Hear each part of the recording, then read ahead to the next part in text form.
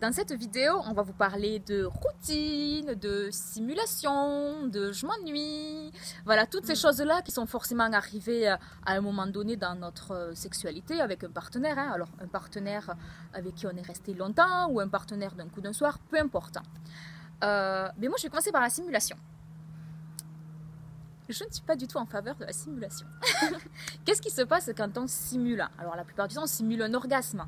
Et on simule un orgasme dans une relation à deux. Puisqu'en fait, si on pratique l'auto-érotisme, c'est-à-dire si on se caresse, etc., on ne va pas simuler. On peut commencer à se caresser, à se donner du plaisir, et puis soit ça vient, soit ça vient pas. Et puis quand ça vient pas, on fait juste, bon, ça vient pas, tant pis, j'arrête, je fais autre chose.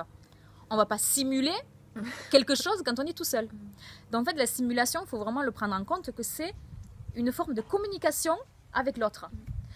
Et ce qui se passe dans la plupart des cas, c'est je simule, donc je simule l'orgasme, ou je simule avoir du plaisir, pour pas, déjà pour que l'autre se dise que je suis pas frigide, j'ai eu du plaisir, etc. Pour rassurer. Pour rassurer. Oui. Ou peut-être parce qu'on a envie que l'autre finisse plus vite, parce qu'on commence à s'ennuyer. Ou parce que des fois on simule pour nous se donner un regain de plaisir, de j'y vais, je m'entraîne. Ça peut être une forme d'auto-érotisation. Voilà. Ça peut être ça, mais aussi se demander pourquoi on le fait. Est-ce qu'on le fait pour que ça s'arrête plus vite? Est-ce qu'on le fait parce qu'on a peur du jugement de l'autre qui dise c'est un sale coup, ou elle est frigide? Ou est-ce qu'on a peur de blesser l'autre parce que en fait il fait pas bien les choses et on n'ose pas lui dire d'une autre façon, donc du coup on fait je lui fais comprendre que c'est bon et puis ok, son ego est préservé. Quoi qu'il en soit, quand on simule, c'est toujours assez négatif. Parce que du coup, on ne se respecte pas. Parce que c'est qu'à un moment donné, il y a quelque chose qui ne nous va pas. Et qu'on n'arrive pas à l'exprimer autrement. Mais c'est aussi, on ne respecte pas l'autre.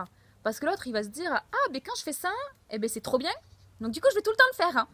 Et du coup, là, on rentre dans un cercle vicieux. Parce que comme l'autre a une mauvaise indication de ce qui est bien, du coup, il va toujours refaire ça. Du coup, ça va toujours nous mettre dans la même situation de non, j'aime pas quand il fait ça et je sais pas comment lui dire. Et au bout d'un moment, ça va être compliqué de dire en fait, c'est naze.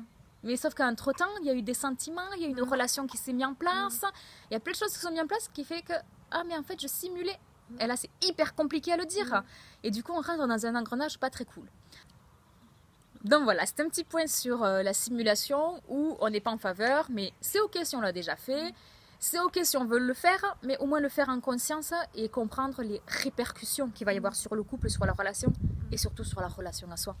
Parce qu'à un moment donné, c'est moi, qu'est-ce que ça m'apprend de moi et qu'est-ce que j'ai envie? Et est-ce que j'ai peut-être envie d'autre chose aussi à un moment donné? Oui, parce que la sexualité, finalement, c'est un des aspects de la communication. Donc c'est pour ça on dit on travaille beaucoup sur le relationnel, parce que finalement, c'est une des façons de communiquer. Donc finalement, quand tu parles de simulation, ça fait il n'y a pas d'authenticité parce qu'en fait, je suis en train de faire passer un message qui n'est pas réel, peu importe pourquoi.